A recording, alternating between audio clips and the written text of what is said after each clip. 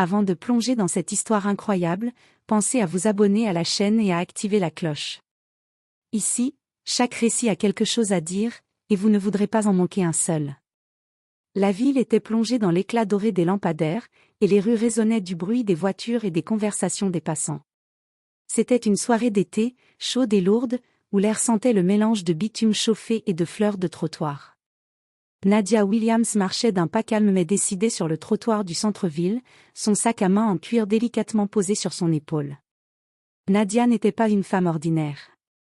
À 35 ans, elle avait gravi les échelons d'une carrière exigeante dans le domaine du consulting financier. Élégante, sûre d'elle, avec un regard déterminé et une présence qui imposait le respect, elle dégageait une aura d'autorité naturelle. Pourtant, ce soir-là, elle n'était qu'une femme seule dans la rue, apparemment vulnérable aux yeux de certains. Elle venait de quitter un dîner de réseautage, où elle avait rencontré des investisseurs et des collègues influents. Son mari, David Leroy, célèbre avocat et militant pour les droits civiques, avait insisté pour qu'elle prenne ce temps pour elle, pour qu'elle se détende après des semaines de travail intense. Il la considérait comme son égale, sa partenaire, et savait que son intelligence et son courage étaient souvent sous-estimés par ceux qui ne connaissaient pas sa vraie valeur. Alors qu'elle passait devant une boutique de luxe, un mouvement dans l'ombre attira l'attention de l'agent Mitchell, un policier blanc connu pour son arrogance et son jugement rapide. Il observa Nadia avec suspicion, sans raison valable, seulement parce qu'elle était noire et seule à cette heure. Sans prévenir, il s'avança vers elle, son ton sec et autoritaire coupant l'air chaud de la nuit. « Mademoiselle, arrêtez-vous !» Nadia se figea, surprise et légèrement alarmée. Elle leva les mains, essayant de comprendre la situation. « Excusez-moi, mais, je n'ai rien fait de mal. » Mais l'agent Mitchell ne voulait rien entendre. Sans un mot de plus, il l'empoigna brusquement par le bras. La réaction de Nadia fut instinctive, elle tenta de se dégager, mais sa force était faible face à la brutalité du policier. Les passants se tournèrent, certains choqués, d'autres trop effrayés pour intervenir. En quelques secondes, elle fut traînée jusqu'à la voiture de patrouille. Ses chaussures claquaient sur le trottoir, son sac à main se renversant et heurtant le sol. Le cœur de Nadia battait la chamade, mais elle gardait son calme, consciente que crier ou paniquer ne ferait qu'empirer les choses. À ce moment précis, elle ignorait encore que cet acte insensé allait déclencher une tempête médiatique et juridique, et qu'il allait révéler au grand jour une vérité que l'agent Mitchell n'aurait jamais imaginée. Le mari de la femme qui l'humiliant était David Leroy, un avocat influent et un défenseur des droits civiques. Les lumières des sirènes se reflétaient sur les vitres de la voiture de police alors que Nadia s'installait à l'arrière, ses pensées déjà en ébullition. Elle savait que son innocence seule ne suffirait pas à la protéger. Mais une chose était certaine, elle n'allait pas laisser cette injustice passer inaperçue. La voiture de patrouille avançait lentement dans les rues éclairées de la ville. Nadia Williams, assise à l'arrière, gardait les mains jointes sur ses genoux. Ses pensées tourbillonnaient, mais son visage restait impassible. L'agent Mitchell, derrière le volant, ne cessait de lancer des regards accusateurs par-dessus son épaule. « Vous feriez mieux de coopérer, mademoiselle. Vous savez que résister ne sert à rien, » grogna-t-il, sa voix glaciale résonnant dans la voiture. Nadia inspira profondément et répondit calmement. « Je n'ai rien fait de mal. Vous me traînez ici sans motif. Vous êtes en train de commettre une grave injustice. » Mitchell serra la mâchoire, visiblement irrité par son calme. « Ne me parlez pas sur ce ton. Vous allez voir comment ça se passe au poste. » La voiture s'arrêta devant le poste de police. À l'intérieur, l'air était froid et l'odeur métallique des menottes et des cellules se mêlait à celle du café froid des policiers de garde. Nadia fut poussée à l'intérieur et escortée par 2 agents jusqu'à une cellule. « Ici, vous resterez jusqu'à ce que nous ayons vérifié votre identité et vos antécédents, » annonça un des agents avec neutralité. La porte de la cellule claqua derrière elle. Nadia s'assit sur le banc en métal, les mains crispées. Elle observa la pièce, mur gris, lumière crue, un miroir sans teint laissant penser qu'elle était observée en permanence. Quelques instants plus tard, un jeune policier, visiblement mal à l'aise, s'approcha.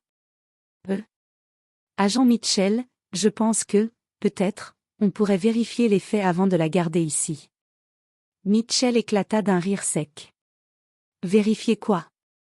Elle est coupable jusqu'à preuve du contraire. Le jeune policier baissa les yeux, mal à l'aise, tandis que Nadia restait calme. Elle savait que ce n'était pas simplement une question de loi, c'était un acte raciste, un abus de pouvoir pur et simple. Pendant ce temps, David Leroy, dans son bureau du centre-ville, reçut un appel urgent. Sa secrétaire, paniquée, l'informa que Nadia venait d'être arrêtée. David, c'est Nadia, elle est au poste de police, arrêtée, par l'agent Mitchell. David sentit la colère monter en lui comme un feu incontrôlable. Il prit une profonde inspiration pour se calmer, mais ses mots étaient déjà prêts. Prévenez-moi quand elle est arrivée au poste. Et préparez tous les dossiers légaux que nous pourrions utiliser. Personne ne s'attaque à ma femme impunément. Il raccrocha et se mit immédiatement en contact avec ses collègues avocats. Une tempête allait s'abattre sur l'agent Mitchell, mais Nadia ne le savait pas encore. Tout ce qu'elle pouvait faire, c'était attendre, garder sa dignité et espérer que justice serait rendue rapidement.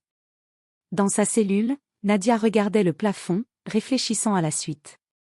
Elle savait que cet incident allait changer sa vie, et celle de l'agent Mitchell, plus qu'il ne pouvait l'imaginer. Le bureau de David Leroy était en effervescence. Téléphone qui sonnait, assistant courant d'un côté à l'autre, journaliste déjà au téléphone pour obtenir des informations. David, en costume sombre impeccable, marchait d'un pas rapide, le visage marqué par la colère mais parfaitement contrôlé. Préparez tout le dossier sur l'agent Mitchell. Tous ses antécédents, ses plaintes pour abus de pouvoir, et toute trace de discrimination raciale. Nous allons montrer à cette ville ce qu'est réellement l'injustice, ordonna David d'une voix ferme. Pendant ce temps, Nadia restait dans sa cellule, essayant de garder son calme malgré l'angoisse. Les bruits de pas, les portes qui claquaient et les murmures des policiers remplissaient l'espace. Un jeune agent, le même que celui du matin, s'approcha timidement. « Mademoiselle, je suis désolé pour ce qui se passe. Vous n'auriez jamais dû être traitée ainsi. » Nadia hocha la tête avec gratitude mais sans faiblesse. « Merci. Mais les excuses ne suffisent pas. Ce que je veux, c'est que justice soit faite. » À l'extérieur, la nouvelle de l'arrestation de Nadia se répandait rapidement. Les réseaux sociaux s'enflammaient, des hashtags comme #justice pour Nadia et #abus de pouvoir circulaient partout. Les citoyens choqués par la brutalité de l'arrestation commentaient, partageaient les images des témoins présents sur les lieux, et exigeaient des réponses.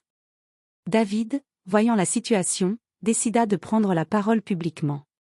Une conférence de presse fut organisée devant le poste de police. Lorsque les caméras s'allumèrent, il s'avança calmement devant les journalistes. « Ce soir, ma femme a été arrêtée sans motif valable. Ce n'est pas seulement une attaque contre elle, c'est une attaque contre le principe même de justice. L'agent Mitchell a abusé de son pouvoir, et il doit rendre des comptes. » Les journalistes, stupéfaits par l'ampleur de la déclaration, commencèrent à poser leurs questions. « Monsieur Leroy, pouvez-vous confirmer que votre femme n'a commis aucun crime ? » Absolument. Nadia est innocente. Elle a été victime d'une arrestation arbitraire basée sur la discrimination raciale. Dans la foule, plusieurs témoins de l'arrestation hochèrent la tête, confirmant ces propos. L'agent Mitchell, à l'intérieur du poste de police, apprit que l'identité de Nadia avait été révélée. Sa couleur de peau n'était plus le seul sujet, maintenant, tout le monde savait qu'il avait humilié la femme d'un avocat influent et militant pour les droits civiques. Une pression immense tomba sur lui. Les appels du procureur général et des chefs de la police exigeant des explications ne tardèrent pas à arriver. L'image d'un agent intouchable commençant à vaciller devant la puissance de la vérité et de la justice était en train de se former. Pendant ce temps, dans sa cellule, Nadia ressentit un mélange de peur et d'espoir.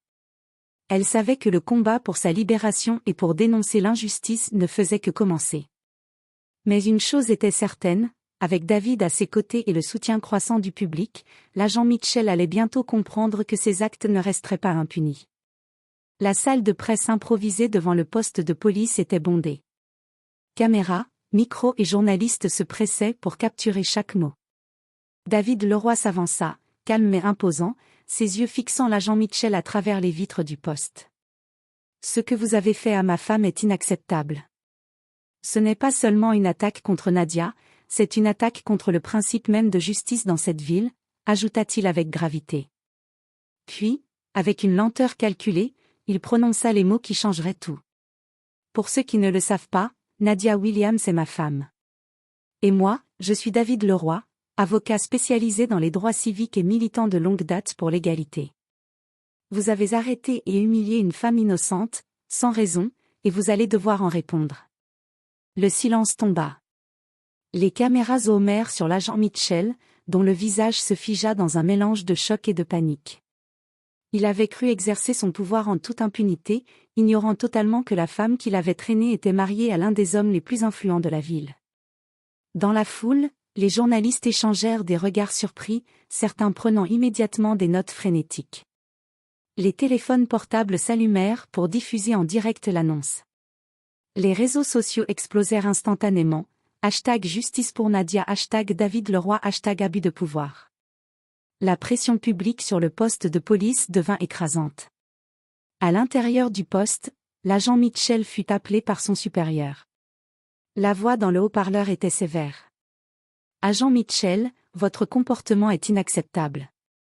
Préparez-vous à une enquête interne immédiate. » Il tenta de répondre, mais aucun mot ne sortit. Il comprit alors que sa carrière, sa réputation et même sa liberté étaient désormais en danger. La situation avait complètement échappé à son contrôle. Pendant ce temps, Nadia observait la scène depuis sa cellule, une lueur de soulagement traversant ses yeux. Bien qu'elle eût été humiliée et apeurée, elle savait que la vérité et la justice venaient enfin de frapper. Elle se sentit soutenue, non seulement par son mari, mais par la ville entière qui commençait à reconnaître l'injustice qu'elle avait subie. David conclut la conférence par une déclaration ferme. Nous n'accepterons jamais que la peur, le racisme ou l'abus de pouvoir règnent dans cette ville. Nadia sera libérée et justice sera rendue. Les caméras s'éteignirent, mais la tempête médiatique venait à peine de commencer. L'agent Mitchell, pour la première fois, réalisa l'ampleur de ses actes et que sa vie professionnelle ne serait plus jamais la même. Nadia, malgré l'épreuve qu'elle venait de traverser, sentit une force nouvelle l'envahir. Ce qui avait commencé comme une nuit d'humiliation allait se transformer en une victoire éclatante pour elle, pour David et pour tous ceux qui luttaient contre l'injustice. Le lendemain matin, le poste de police était sous haute surveillance médiatique. Les journalistes étaient déjà présents, impatients de couvrir la libération de Nadia Williams. À l'intérieur, l'agent Mitchell faisait face à une enquête interne accélérée. Ses supérieurs ne cachaient plus leur colère et leur incrédulité face à son comportement. David Leroy arriva tôt, accompagné de son équipe juridique.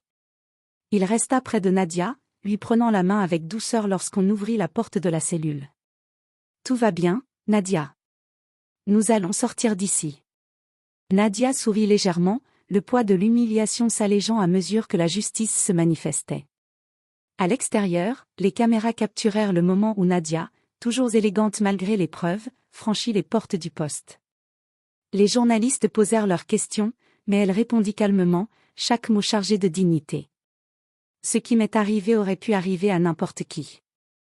Mais nous devons continuer à dénoncer ces injustices et à faire respecter la loi. » David prit ensuite la parole devant les médias. « Aujourd'hui, nous célébrons non seulement la libération de Nadia, mais aussi la vérité. L'agent Mitchell a abusé de son pouvoir et sera tenu responsable. Ce message doit être clair. L'injustice et le racisme ne resteront jamais impunis. » L'agent Mitchell fut suspendu immédiatement et une enquête judiciaire fut ouverte. Les médias relayèrent chaque détail de l'affaire, et le public suivit avec attention l'évolution de la situation. Sa carrière, autrefois florissante, était désormais en péril, tandis que la réputation de David et Nadia en sortait renforcée.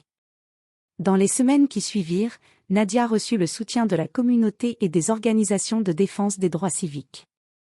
Des milliers de messages de solidarité affluèrent, et plusieurs initiatives furent lancées pour dénoncer les abus de pouvoir et améliorer la formation policière sur la discrimination raciale. Pour Nadia et David, cette épreuve avait renforcé leurs liens et leur détermination à se battre pour la justice. Nadia retrouva sa vie professionnelle avec un nouvel élan, et David continua son combat, utilisant cette affaire comme exemple de la nécessité de vigilance et de courage. Le soir, chez eux, Nadia et David s'installèrent dans leur salon. Nadia, appuyée contre son mari, murmura.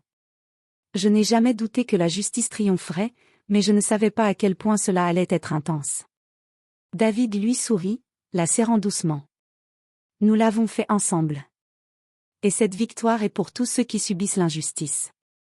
Ainsi, ce qui avait commencé par une humiliation et une arrestation arbitraire s'était transformé en un triomphe éclatant de justice, de dignité et de courage. Nadia et David étaient devenus non seulement des survivants d'une injustice flagrante, mais des symboles vivants de résilience et de puissance face à l'oppression.